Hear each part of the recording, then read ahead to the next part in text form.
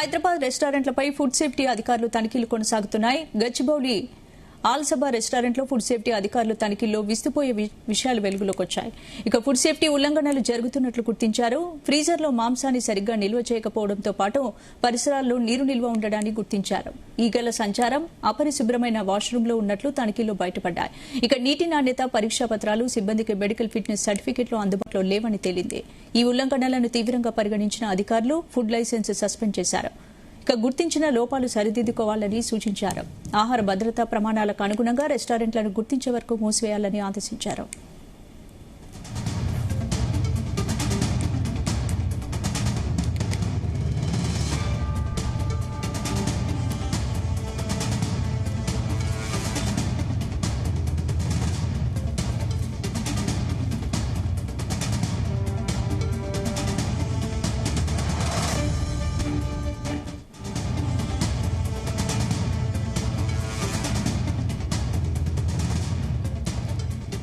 Hyderabad రెస్టారెంట్లపై food safety అధికారుల తనిఖీలు కొనసాగుతున్నాయి. గచ్చిబౌలి ఆల్సబా రెస్టారెంట్లో ఫుడ్ సేఫ్టీ అధికారుల తనిఖీల్లో విస్తుపోయే విషయాలు వెలుగులోకి వచ్చాయి.